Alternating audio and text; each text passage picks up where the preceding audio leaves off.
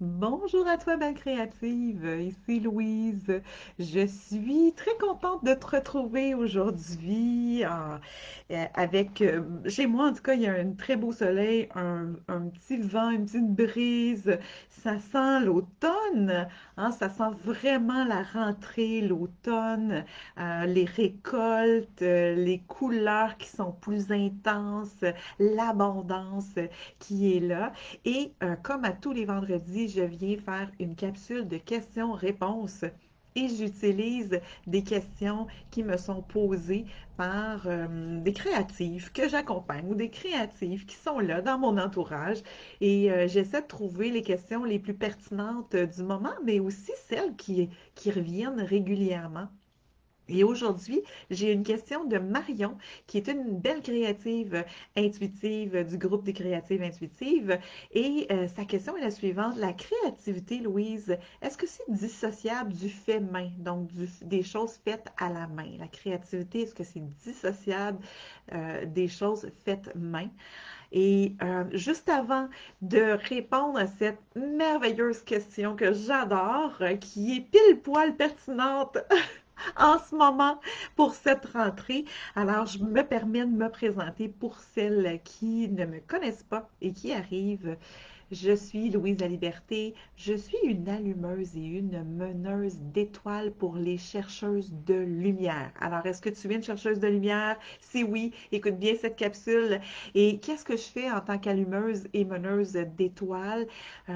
J'accompagne les chercheuses de lumière, j'accompagne les femmes comme toi qui veulent plus de sens à leur vie, hein, en utilisant la sagesse de leurs mains, en utilisant, dans le fond, leur énergie créative, leur créativité pour donner plus de sens à leur vie.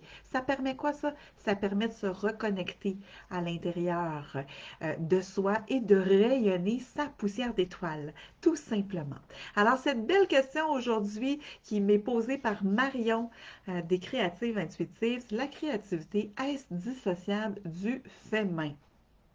Alors, tout d'abord, merci beaucoup Marion pour cette question. C'est une merveilleuse question. J'adore vraiment beaucoup. Ça m'a allumé tout de suite quand je l'ai lu quand tu me l'as envoyé. Alors, tout d'abord, il faut se poser la question, qu'est-ce que c'est la créativité? Hein, parce que pour savoir le fait main, la créativité, on va aller voir qu'est-ce que c'est la créativité. Hein, de façon générale, de façon globale, la créativité, c'est la capacité qu'on a à imaginer ou à construire quelque chose qu'on met en œuvre, qu'on met en place, hein, soit un concept, un objet, quelque chose de nouveau, quelque chose d'amélioré, quelque chose qui nous permet de découvrir de nouvelles solutions, entre autres. Ça, c'est vraiment global.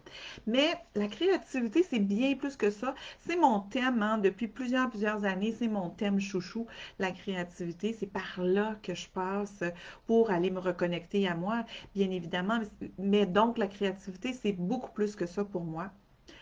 Ça permet de mettre en œuvre, hein, d'utiliser ses mains pour mettre en œuvre les choses. Alors, je m'explique. La créativité, pour moi, c'est une énergie créative à l'intérieur de nous. Donc, c'est une énergie que tout le monde porte. Hein. Et cette énergie-là, elle bouge à l'intérieur de soi, dans toutes les sphères de notre vie. Et parce qu'elle bouge à l'intérieur de soi, elle a besoin d'être évacuée. Hein?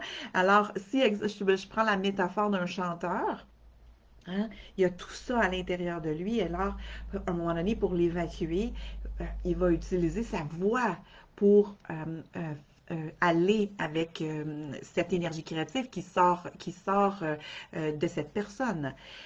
Donc, cette personne-là, elle utilise sa voix comme pont vers l'extérieur, vers la matérialisation de sa créativité, de son énergie créative. Et le danseur, exemple, va utiliser son corps pour faire sortir, pour évacuer cette énergie créative qui est là à l'intérieur de soi. Donc, cette énergie créative-là, elle veut passer vers l'extérieur et quand on voit cette manifestation Alors, qu'on entend cette voix-là, qu'on entend, qu'on voit ce corps bouger-là, en fait, ça nous parle de la personne, ça nous parle de son intérieur. Et là, donc, moi, avec la créativité en tant que telle, hein, qui est à tous les niveaux, moi, c'est les mains. Je crois que les mains sont un pont entre notre vie intérieure, notre énergie créative, pour aller amener ça dans la matière, pour amener ce qu'on a le goût de créer dans la matière. Et là, je parle de créativité vraiment au sens large, hein. Je parle pas juste de faire de l'écriture, du dessin, du collage, mais ça peut être aussi jardiner, s'occuper de ses plantes, tricoter, cuisiner, s'occuper de prendre soin d'un jeune enfant, entre autres, ou prendre soin d'une personne plus âgée. Alors, tout ça qui permet l'utilisation des mains, hein, pour aller se connecter à soi, pour venir amener dans la matière la manifestation de notre énergie créative, hein, ça fait en sorte que, donc, ces mains-là sont indissociables de ce qui est fait main. Alors, la question de Marion, c'est la créativité, est-ce que c'est dissociable du fait main? Pour moi, dans ma perception, et je ne dis pas que j'ai la solution ultime et parfaite, mais moi, dans ma perception, tout ce qui est fait main, si c'est fait avec intention, si c'est fait avec amour, si c'est fait avec le souci que ça nous fasse du bien, ça fait partie de la créativité et on ne peut pas donc dissocier ça parce que c'est être créative. On commence d'abord par être créative à l'intérieur de soi. Il y a une idée qui surgit, il y a un goût qui surgit, il y a un état intérieur qui est là, qui a le goût de s'amplifier, de grandir. Et là, tout à coup, il y a des éléments autour de soi qui nous permettent d'alimenter cette énergie créative-là qui est là. Il y a aussi des routines créatives qu'on peut s'installer. Exemple, l'écriture du matin, entre autres, ou un rituel du soir de gratitude avec un peu d'écriture ou de dessin de collage. Alors, tout ça, ça permet d'être dans un état intérieur créatif. Et cet état intérieur créatif-là, ben, il y a besoin, une fois qu'il est nourri, il y a besoin d'aller vers l'extérieur. Donc, les mains sont le pont pour la matérialisation de ce qui est là à l'extérieur. Donc, cet état qui nous habite, qui est plus ou moins fluide selon les personnes parce que selon nos croyances, selon nos peurs, selon nos blocages, hein, amener ça dans la matière, amener notre énergie créative dans la matière, hein, il y a des obstacles à ça qui s'appellent des blocages, entre autres, hein, qui s'appellent des croyances. Je parle ici de croyances qui sont limitantes. Alors, ça peut être des croyances personnelles, des croyances familiales, des croyances culturelles, entre autres. Tu sais, j'ai beaucoup de créatifs que je rencontre qui me disent, moi, Louise, je suis pas bonne en dessin, je suis pas créative, donc.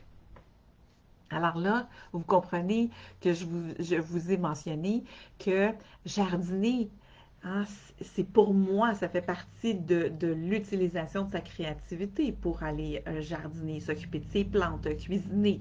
Donc, utiliser ses mains pour ça. Donc, une créative qui me dit, je ne suis pas bonne en dessin, donc je ne suis pas créative, elle est bloquée dans une croyance qui lui vient de son expérience de vie, qui lui vient possiblement soit de sa famille, soit de son milieu quand elle était enfant. Et elle a grandi donc avec cette idée-là qu'elle n'était pas créative parce qu'elle ne savait pas dessiner. Alors, c'est juste une partie, ne pas savoir dessiner, c'est juste une partie en rapport avec une compétence. Ça n'a aucun lien avec la créativité, aucun lien avec l'énergie créative. Et là, quand les femmes que j'accompagne réalisent ça, c'est comme si les œillères s'ouvrent, s'enlèvent, s'ouvrent. Et là, elles voient, elles sont capables de me nommer, hein, les endroits dans leur vie où elles sont créatives. Alors, dans d'autres sphères, parce que la créativité, on peut l'utiliser, la dévoiler, l'amener dans la matière dans toutes les sphères de notre vie. Et là, c'est l'abondance de situations, l'abondance de moments dans toutes les sphères de la vie qui se mettent à émerger et permettent aux femmes de voir qu'elles sont créatives. Et pour celles que j'accompagne qui croient déjà qu'elles sont créatives, parfois il y a des croyances limitantes qu'on est créatif seulement dans une sphère, mais pas dans une autre sphère. Hein? Exemple, on va être créative, entre autres, je pense à une femme que j'ai accompagnée qui était très, très créative au niveau de la coiffure, les cheveux, le maquillage et tout ça. Puis, elle se disait non créative dans d'autres sphères. Hein? Elle disait, ben, moi, je ne suis pas très bonne dans telle sphère ou dans telle sphère. Et tranquillement, pas vite, on a enlevé ces œillères-là pour lui permettre de voir tous les endroits dans sa vie où elle était créative et où elle utilisait ses mains. Donc, tout ce qui est fait main, pour revenir à la question de Marion, la créativité, est-ce que c'est dissociable du fait main, des choses faites à la main? La réponse est non. Alors, tout ce qui est fait à la main, c'est vraiment la manifestation de notre état intérieur, de notre énergie intérieure. Euh, et tout ça, en fait, ça nous permet de prendre conscience quand on a ce regard-là sur soi. Hein, de dire, ben, OK, oui, dans telle compétence, moi, je me sens pas en ce moment assez confiante pour être créative, là. OK? Oui, ça va. Alors, même si je vois ça, je choisis d'être créative et de développer des compétences dans d'autres sphères de ma vie ou peut-être même d'aller chercher des outils, d'aller chercher du support, de l'accompagnement pour pouvoir aller explorer ces blocages au niveau de la créativité. Donc, plus on prend conscience de son énergie créative intérieure. Ce qui se passe, c'est que on rayonne de plus en plus sa poussière d'étoile. On rayonne de plus en plus sa lumière. Et ça, c'est le but ultime, en fait. Je pense que ça fait toute et toute partie de soi. Principalement les femmes, ma clientèle, c'est les femmes. J'adore travailler avec les femmes. Il y a une vibration, il y a une sororité qui s'installe entre nous.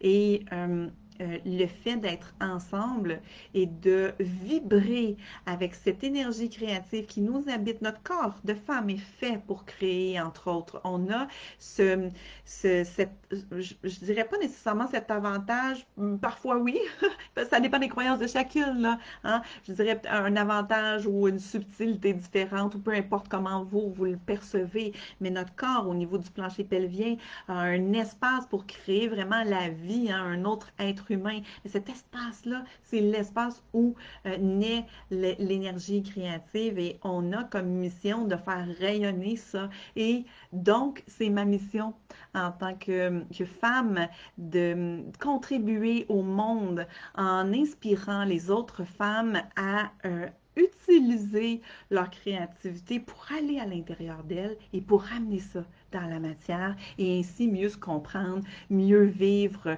se sentir plus connecté avec quelque chose de beaucoup plus grand, avec l'amour divin ou avec ce que vous croyez qui est plus grand que soi. Et même si c'est à l'intérieur de soi, toute cette part de lumière intérieure qui est là. Donc, je sais que ce n'est pas si simple que ça de rayonner en sa créativité. Ce n'est pas si simple que ça de comprendre que la créativité, c'est complètement lié avec ce qu'on fait avec nos mains. Je sais qu'il y a des créatifs qui réussissent facilement à trouver leur solution, à trouver leur façon de faire, mais je sais aussi pertinemment qu'il y a plein de belles créatives qui tournent en rond, qui sont les pieds pris au sol, qui n'osent pas bouger, qui sont un peu figés sur place avec leur créativité et qui ont de la difficulté à amener leur vie intérieure. Tout d'abord, en prendre conscience de cette vie intérieure-là et amener cette vie intérieure-là vers la matière par la sagesse de ses mains, par des choses toutes simples. Hein. Je vous parlais tantôt d'écriture, dessin, collage, mais ça n'a pas besoin d'être compliqué. Ça peut être prendre soin de ses plantes, son jardin, cuisiner, tricoter. On trouve qu'est-ce qui vous fait vibrer. Alors donc, si vous êtes dans cette situation-là, que vous avez besoin, que vous aimez mon type d'approche, qui est une approche beaucoup basée sur la simplicité et toute la puissance qu'il y a derrière cette simplicité-là. Beaucoup aussi de retour à soi, mais sans être dans l'introspection de grattage de bobo. On est dans le moment présent, on regarde ce qui a été dans le passé, ou on regarde ce qui est dans le présent, on revient là et on voit comment on peut aller un peu plus loin avec ça. Donc, si, belle créative, tu as besoin d'aller un peu plus loin, que tu sens là que là, c'est l'automne qui est là et c'est le moment idéal. Avec toute l'année qu'on a eue, là, 2020 jusqu'à maintenant, c'est, je crois, la saison idéale de faire des réserves, de s'arrêter, de savourer toute l'abondance qui est là et de voir comment on peut se déposer à l'intérieur de soi et utiliser la sagesse de nos mains pour aller plus loin. Et il y a le lien qui est là. Vous pouvez prendre un rendez-vous avec moi, Belle Créative. C'est tout à fait sans frais pour qu'on puisse discuter de votre situation. Qu'est-ce qui bloque? Sur quoi vous aimeriez travailler cet automne? Et puis, on va regarder ensemble quels sont mes services et programmes qui pourraient t'aider à utiliser ta créativité à travers tout ce qui est fait main en tant que tel. Alors, sur ce, belle créative, comme à toutes les semaines, je termine en te disant ceci, où que tu sois dans le monde, je te souhaite le meilleur du fond du cœur. Je t'embrasse, je t'aime, la vie t'aime. N'oublie jamais, mais jamais ceci, c'est hyper important. Et on se retrouve très bientôt. Bye bye!